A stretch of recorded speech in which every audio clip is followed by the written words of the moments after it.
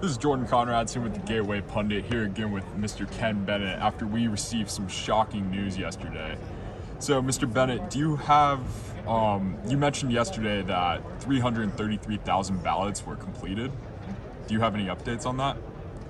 I think yesterday I said that maybe somewhere between 350 to 400,000 ballots had been counted. So even more. The way they're going through another couple of ballots in the last day or so, we might be approaching 500,000. Awesome. All right. How many tables are up and running? I heard there was more than any other day that we've had so far. I think it was 29 or something like that. That's good. And then Arizona Senate Leader Karen Fann sent out a devastating letter to Chairman Jack Sellers outlining some serious issues, which includes the deletion of the entire database for the 2020 general election. No, not the entire database.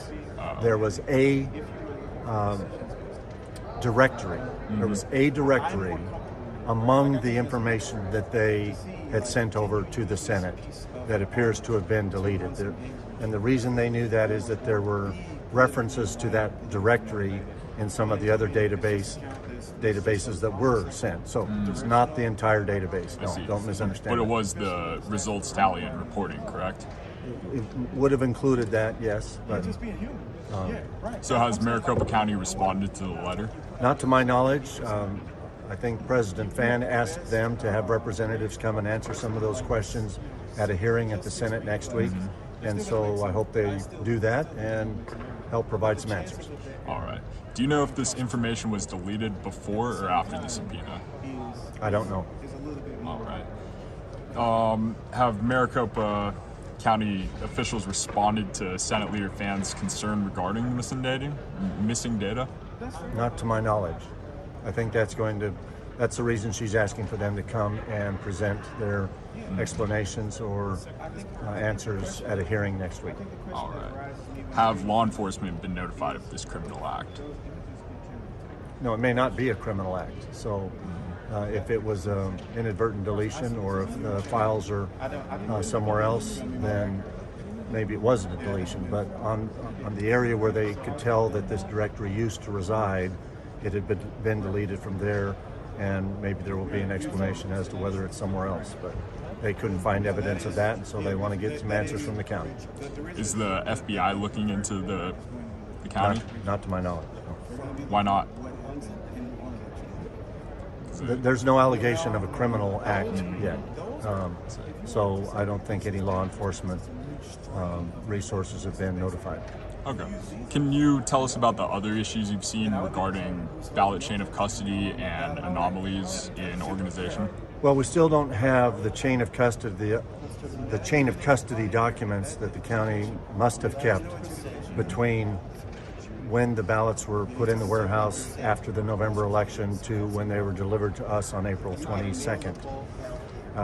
We know that one of the county officials tweeted out a picture of some of the pallets being loaded in the back of a truck as though they were ready to deliver them to the Senate. And so we would like to see if their chain of custody documents between November and April include movement of the ballots like that. We have complete chain of custody from the day that they brought the ballots to us, while we've been holding the ballots, but we're still looking for the chain of custody documentation between the election and April. The other thing that I think was in President Fann's letter was that as we open a lot of the boxes, we have a kind of a subtotal sheet that says, below this is 200 ballots that were part of a batch that Maricopa County counted. But a lot of times we're finding a variance.